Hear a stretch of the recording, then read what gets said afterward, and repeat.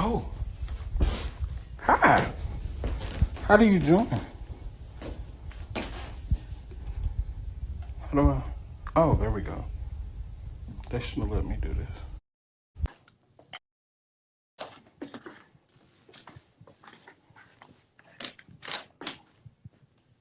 Look. I made it. Oh, hi. You. I didn't know how to do this. You did it. I'm proud of you. I was honestly doubting for a second. I was like, how do you join? No, really though. I didn't even know how to start it for real. You got it. How's your day going? It's alright. Oh, I went to work today. You'd be proud of me. Trying to figure out how to work school.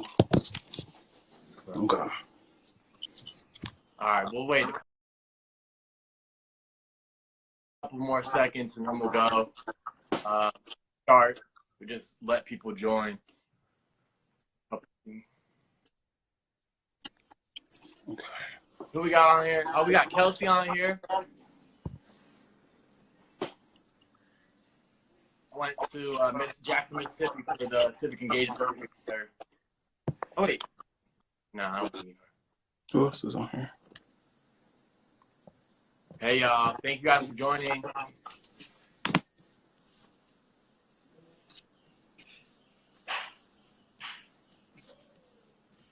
Where we at?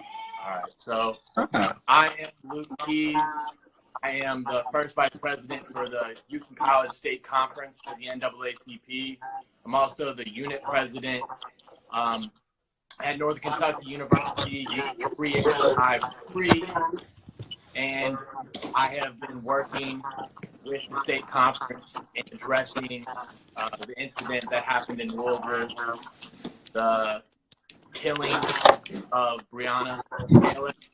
And with me today is Matthew. Matthew, you want to give your grand introduction? Yes. Hi. So my name's Matthew. I'm from Louisville, Kentucky. I'm the youth works chair for the state. What else? That's about it. Youth and College president. Yeah. President of Northern Kentucky University. Okay. Youth and College. What else? I've been in NAACP forever. I'll leave it at that. Okay. So before we get into the action that we are taking this week and before we get into our demands, we want to talk a little bit about why we're taking action. It's very important whenever you're doing this work that you understand why you're doing it and that you can draw upon that why to keep you moving forward. So I know for me personally, why I'm involved in Breonna Taylor and what happened in Louisville is because this really hit home for me. There is a lot of people I love, a lot of people I care about in Louisville, and it's scary to think that something like this could happen so close to home. And just the realization that people I love, people I care about, could be killed by a police officer for not doing anything. It's just a reality that continues to be present in this country. And it's something that continues to be in my mind. It's a fear that I have, not just for the people I love, my friends, but also my godson and my nephew and other people that I care about who can simply be killed just because of the color of their skin. And that's something that really drives me and motivates me to do this work so that my godson and my nephew, who's 3 right now, doesn't have to deal with this or have a better place when he's my age in college. Matthew, you've been doing this work for a long time. Why do you do this work? This work is very personal to me. I started doing what I do back in like 8th grade, or 7th grade. And it just hits at home because as an African-American male, I see everything. I have to deal with everything everybody else has to deal with. And like for me, it really hits home because, you know, this is in my own personal city, where I grew up, where I live. And to have to sit on this side of things and watch all of this, it's difficult. But if I was to sit here and not do anything, I would feel like I would be doing myself and everybody else a disservice.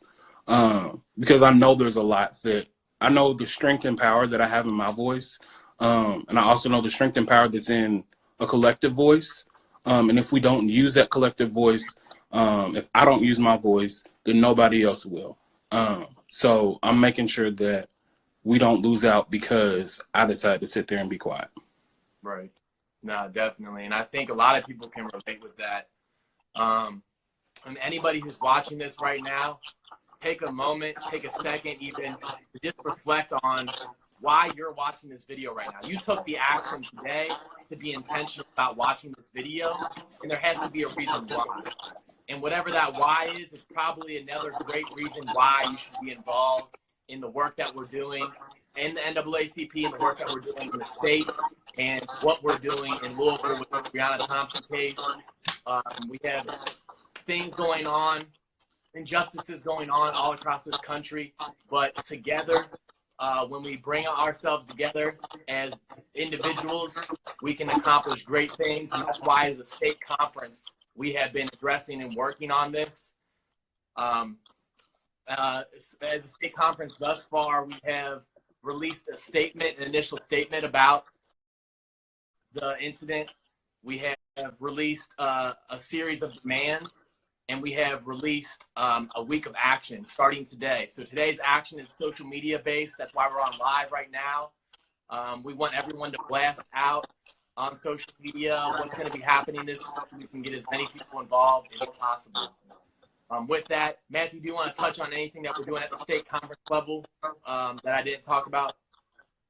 No, overall, I think we're just, working in the field, trying to make sure that we advocate and push for our communities, ensuring that we receive equal, and I even want to say equitable rights and services, and just overall that we are seen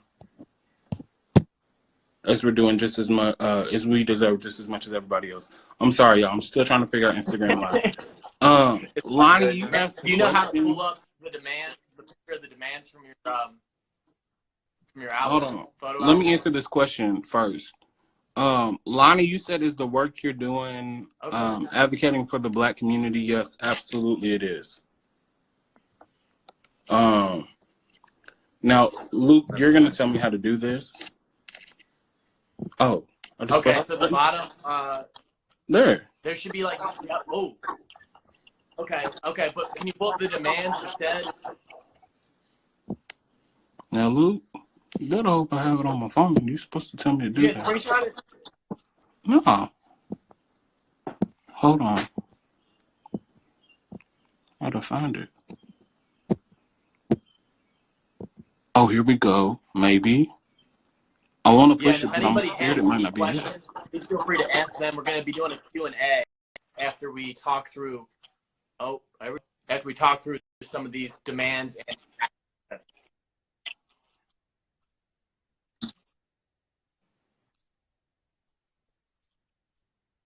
Yep, it's up. I feel like they can see it, but it's a little blurry for me.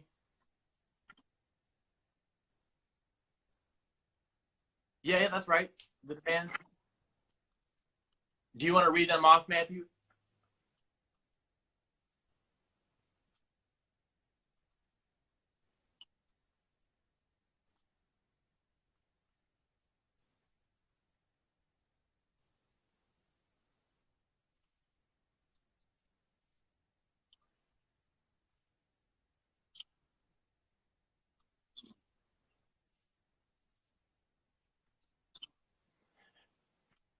Have the demands ready in my mind. All right. It's a little blurry. That's the way they can at least hear them.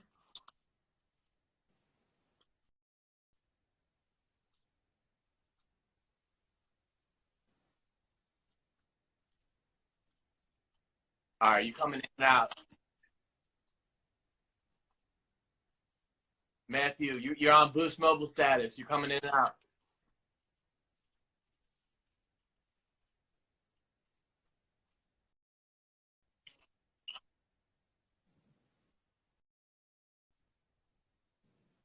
Okay, I can hear you now. You got your Wi-Fi connected?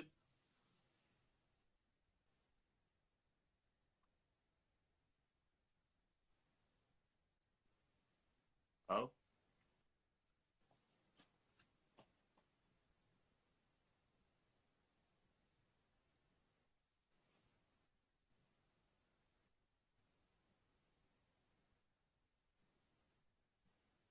So while Matthew's buffering, our first demand is that the Kentucky Attorney Am I General's back? office. Oh, yeah, you're back, Matthew. But yeah, you're back. You got it.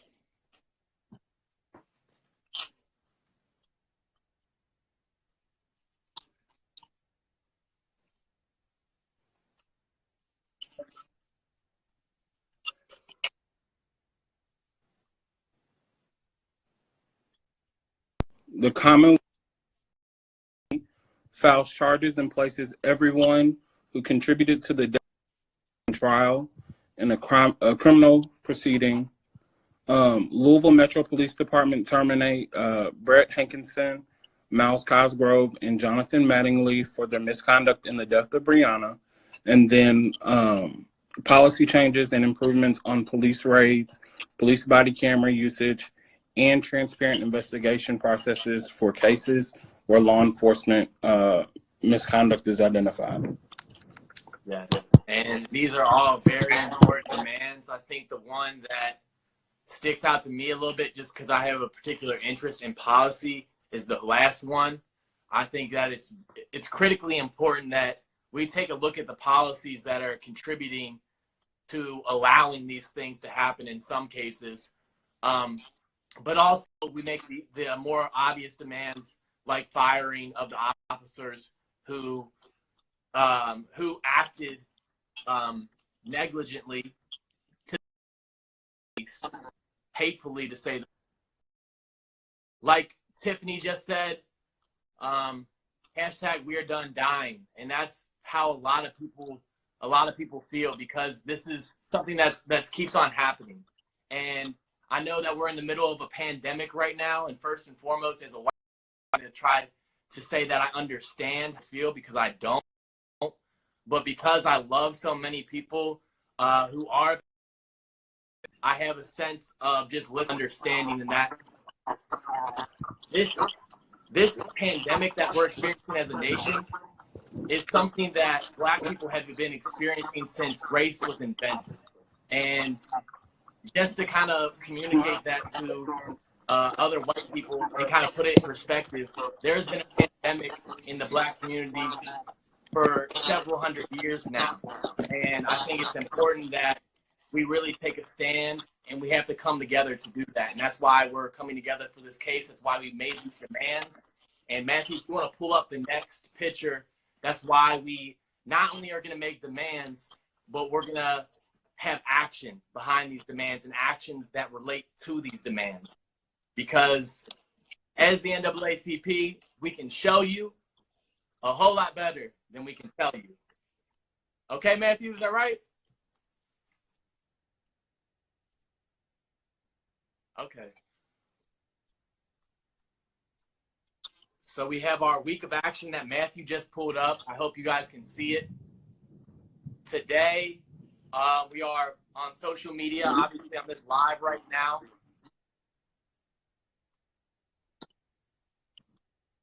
What'd you say?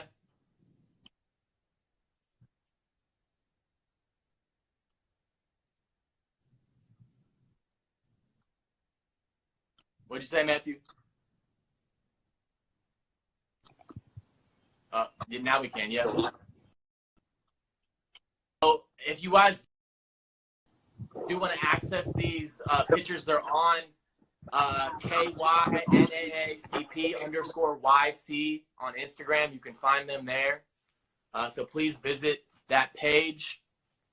Today, obviously, we're on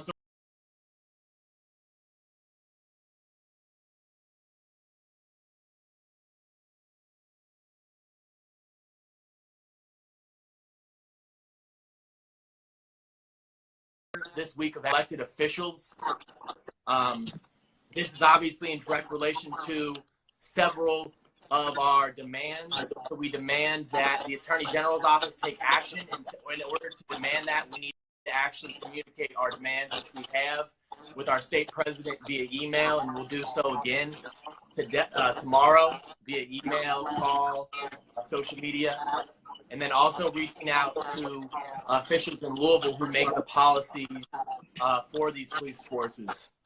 And I think it's extremely important that we not only have demands, but we have action to follow them. So that's why Tuesday is extremely important. Matthew, do you want to say anything else about Tuesday or tomorrow? Yeah, Tuesday, tomorrow is, I think, from a Louisville person, so important. And I'm gonna be very vague, but overall, at least in Louisville, the news and media has tried to take away or kind of criminalize the victim, if you will, in the sense that, you know, things about her past are coming back up in the news and whatnot. Tomorrow is so important because we need to make sure that everybody understands that regardless to anybody's past, that she was killed. She is a human being, and we have got to make sure that this doesn't happen again. There is absolutely no reason why a police officer should ever be able to bust through my door, and then I die for that. That should never be able to happen. And tomorrow, our whole entire day is about making sure that we contact legislators, make sure that we contact city officials, making sure we contact state officials to ensure that this stops happening. Police are not going to bust through my door at 12:30 a.m. and me be unaware of it whatsoever and attempt to protect myself and then die. That should never happen. So we have to make sure that that does not happen ever again. So we have to advocate, we have to contact, we have to do these phone calls, we have to send emails, we have to tag them in all of our Instagram, Facebook, Snapchat, whatever you all use, however you all contact folk, we have to get this out. Definitely. Yeah. I mean, it's critically important that tomorrow we come together and we reach out and we contact the officials who are making the policies. That's what officials do. They make policies and they give direction for whoever they're elected to represent. So critically important that you participate tomorrow. Wednesday, we are having a town hall. This town hall is going to be happening on Zoom. If you go to the KYNAACP_YC, the link in the bio, and that'll direct you towards a link tree. Click Zoom Town Hall, and you can join the Town Hall on Wednesday. That's going to be at 7 p.m. Eastern Time. And we're going to have Kyra Mitchell, our Region 3 representative for Youth in College. She is going to be hosting and the panel. And then in addition to that, we have Amy Murdoch, who is going to be, he does a lot of work in the city of Indianapolis as it relates to social justice, and he is an advocate, certainly, and he can kind of give perspective about what's going on in Indianapolis. Some of you know, in the Reed case up there, you guys probably all saw the video of him getting shot by the police officers as he was running away. Very tragic case, and just another example of how our justice system is not just. And so that is going to be, and one more panelist. Matthew, I think you know this panelist a little bit better than I do. The congressman from Kentucky. Yes, Corbin Snarden is running for office, and he's going to join us as well. And he's an educator just like me, and he's he's involved with the branch of NAACP in Paducah, Kentucky. So he'll be able to give us kind of an insight from that aspect as well. Definitely. So that's Wednesday. Thursday is going to be a day of prayer. We're going to be going on actually the National Youth in College Instagram page. They have the hour of prayer from 7 o'clock to 8 p.m. Eastern time. And who's going to be leading that prayer, Matthew? It's going to be my pastor, so I'm really excited about it. Reverend Corey, Dr. Corey Smith, Corey Shaw will be joining us. He just got his doctorate, and he's on the board of education in the city of Louisville. So he's very prominent, and I think we'll really enjoy it. Definitely. So it's going to be a great conversation, lively conversation. We're going to go into detail, kind of what happened in this case, and then we're going to also ask more broader questions about, Ahmaud Arbery and Reed in Indianapolis, and then just discuss the overall issue that's happening in our country and kind of allow people to also participate in the Zoom town hall. So if you join, you're not going to just be listening the whole time. You'll have an opportunity to talk. You'll have an opportunity to contribute your thoughts. And I think it's extremely important that we bring everyone's perspective together so that we can have a better view of people's lived experiences. That is going to be on, my apologies. That was the day of prayer on Thursday. My apologies. And Friday is our big action day. Friday, we are going to be meeting downtown Louisville by the courthouse. We're going to be releasing an address and flyers, I believe, tomorrow. And we'll have all the information for that. But what we're going to be doing is we're going to be meeting at 12 o'clock. We are going to congregate, and then we are going to have a drive-by past the courthouse. Because, we're in the middle of a pandemic, we're trying to reduce contact with people as much as possible, social distance.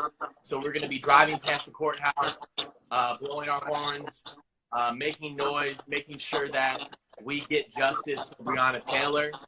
And it's important that we have as many people there as possible so that we can not only have an impact on the justice system in Louisville, but so we can also make enough noise to where different media outlets pay attention to the voice we are trying to give Breonna Taylor and her family.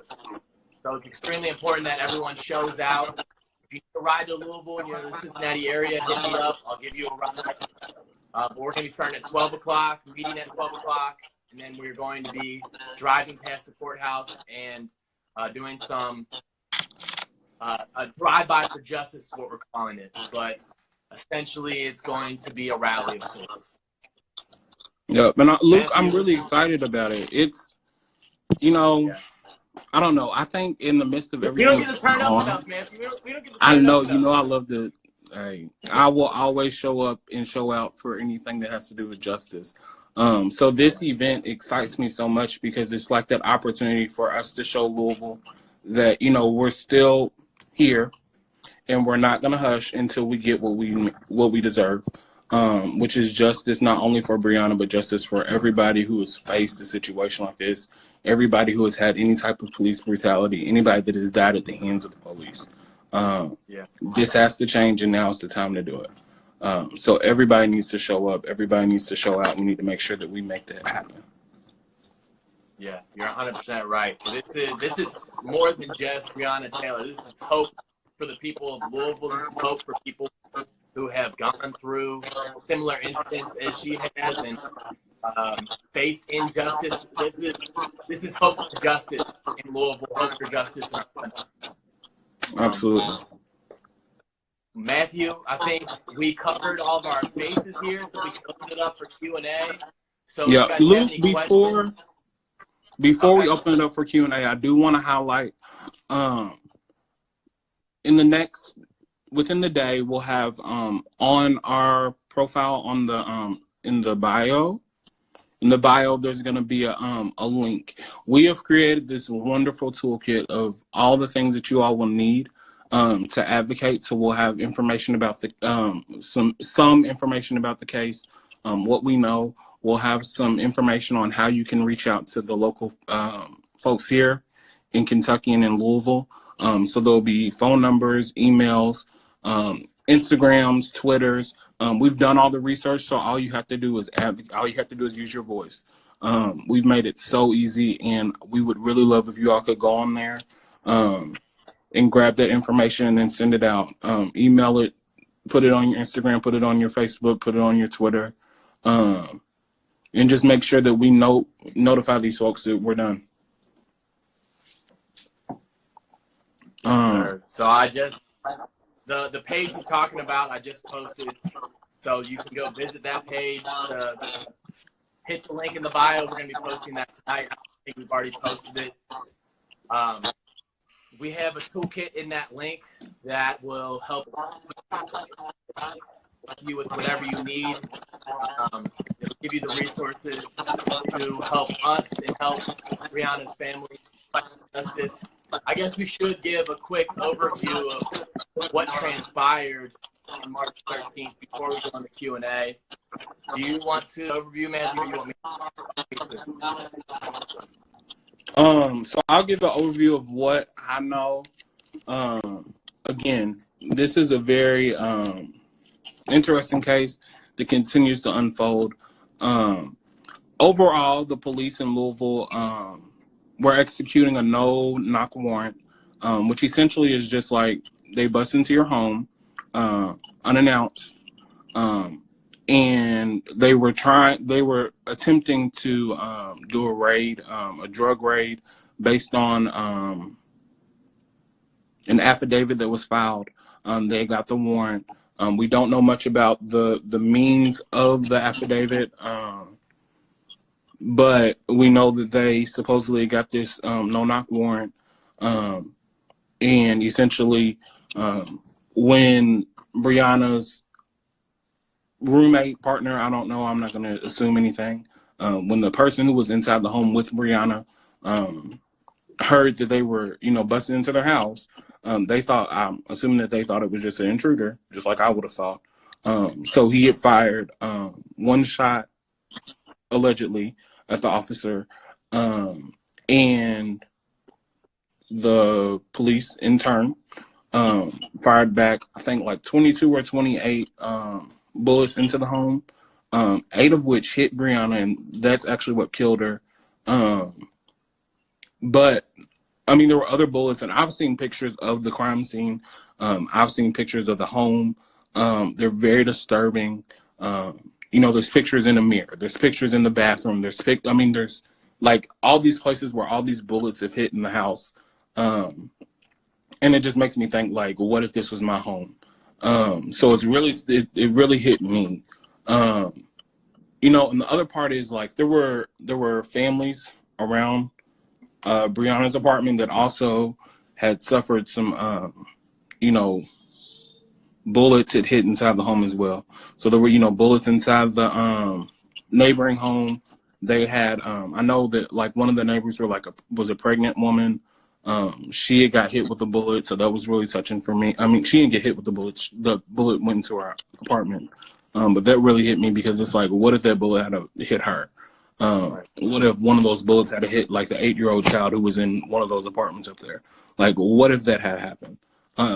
So that's one of those really touching things for me, because especially as an educator and somebody who works with kids, I'm like, what if that was one of my kids who were in a neighboring apartment and had to deal with that? It's also a traumatizing event. Anybody who lives next door is going to be traumatized by that. And I don't want to hit on that too much, but that mental health aspect, as a mental health worker, that's really important to me. The mental health of the families that live by them. I can think of kids who wake up in the middle of the night from other things. I'm sure kids wake up in the middle of the night thinking, is there a bullet that's going to fly through my bedroom tonight? So just those things kind of affect me as well. Yeah, I think it's important to also know that he was calling 911 to report a break-in as the cops were breaking through his front door. And in addition to that, the police officer who shot and killed Breonna Taylor was standing on the patio outside of the apartment, shot through a window that had blinds on it, so he could not see where he was shooting. Shot through a window with blinds on it to the apartment, and that's actually what killed the guy. So not only are there several questions around the affidavit, there's several questions around their protocols and procedures, because this is a high risk, so it should have been executed by the SWAT team to begin with. And in addition to that, there's a lot of questions around the conduct of these officers, because they have a history of misconduct. Several of the officers have shot people in Louisville. Several of the officers have gotten in fights with citizens for no reason, on the job and off the job. There's just a lot of red flags and a lot of stuff that does not add up. And that's why we're here to uncover the truth. We are here to put the pressure on elected officials, put the pressure on the justice system, so that they do the right thing and they find the truth and they find justice in this case. Because if we don't put the pressure on them, they're just going to try to sweep this under the rug. And that's what happens all too often. And we're not going to let that happen this time. Absolutely. All right. So now we can open it up for questions. Yeah. So before anybody hops off, has a question box, or you can just put the questions in the comment box too. I do want to make sure everybody knows to tune into the Georgia NAACP live tonight at 7. So in about an hour and 30 minutes, they're gonna have a live, and they're gonna discuss the murder of Ahmaud Arbery, which is also something that kind of happened. It did happen within the same time period as Breonna's death. Their Instagram is GANAACPYC. So make sure you all tune into that. Lonnie, I know you gave me a question. I didn't see it, and I'm sorry. You said, how can I be a better advocate for the Black community in Kentucky? Luke, I'm gonna let you answer that one. Okay. I think first and foremost, it's important to get involved. So join the NAACP, join organizations that you're passionate about. We have a week of action, so take part in this. But if you want to get involved, if you want to get more involved, reach out to me. I mean, I'm on here right now, or reach out to Matthew. We can get you involved. And that's not a problem. So that's what we do. We're about that action. Absolutely.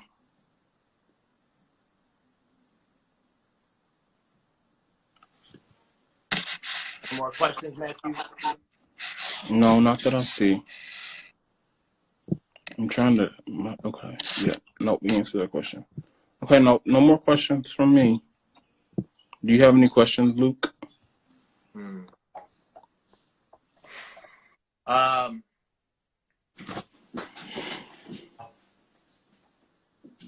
How do you feel like when you first heard when you first heard about this case? How did it make you feel? Like, what were your instant feelings and reactions, Matthew? That's a really good question. You know, I think this is like really the first murder that I have seen in Louisville in, a good couple of months. So I think for me,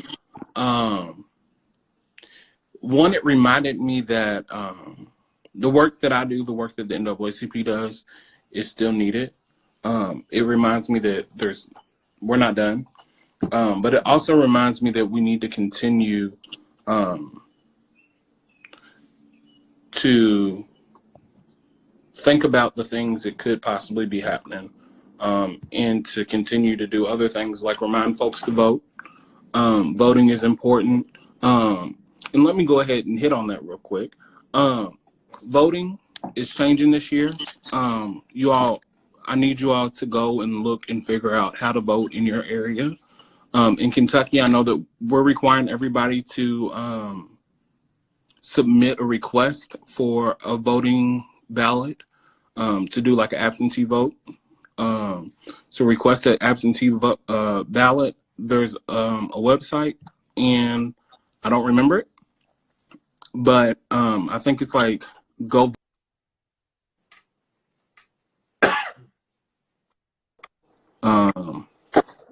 Make sure that you all do that. But other ways that this is kind of really just hitting me is really emotionally. I'm a lover. I love everybody, and I hate to see people hurt.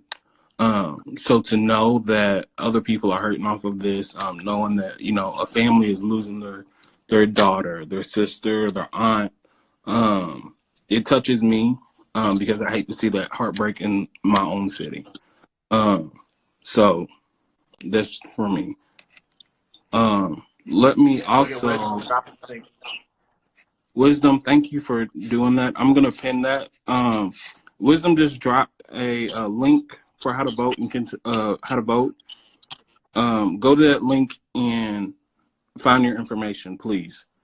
I have a question, and it says, "What can students do to be better activists before they go back to school in the fall?" That's a good question. I think I talked about it a little bit. Obviously, get involved in NAACP, but you guys can do little things too. Simple as joining this live right now and gaining awareness. It's as simple as reposting our flyer to spread awareness. There's little things that you can do. And I think it all starts in your own community. So pay attention to what's going on in your community. City council, that matters. And as they are representing you, you have the right to challenge them. You have the right to ask questions. You have the right to investigate what's going on. There's other things you can do, community service, things like that, to be active in your community, to be an activist. And I think it's important that you take every advantage, every opportunity you have, and just take that opportunity as a chance to be more active. It's as simple as just saying yes as opposed to saying no. There's a lot of opportunities out there. There's opportunities in your day-to-day interactions. There's opportunities while you're on social media. There are opportunities to join organizations that do the work like the NAACP. And I think that it's just take it upon yourself again, like we talked about at the very beginning, and find out why you want to get involved. And that will kind of lead you to the direction and the action that you need to be doing. Absolutely. I'm also going to say that I agree with you, Luke, and I think that the most important part is just being out there, being active, and speaking up. Right now, we're stuck inside the house, but that doesn't mean you can't be active. This is a perfect example of how you can be active during COVID. I mean, we have to think of new ways to do things. We have to do things a little bit differently than we were doing them before. But that doesn't change anything. We still have the power. We still have the opportunity to be able to notify folks of what's going on, and then notify them that we're not going to stop and we're not going to let it continue to happen. Right. I want to give a shout out. I see Attica Scott just joined. She's a representative, I think, in Kentucky. So I want to give out a shout out to her. She is part of the state Congress. So just a shout out. Are there any other questions? Seeing none. Matthew, do you want to give some closing remarks? Yeah, I want to make sure that everybody takes this away. We're done dying. We are absolutely done. And we are going to change. the systems that are holding us down, the systems that are causing this to happen. And we're going to hold these people accountable. We absolutely have to do that. That's the most important part. And this is how we begin. Georgia is a great example of what's going on. Like currently, Georgia's doing a great job. We're doing a great job. I think that we need to continue to do this, and then also get involved.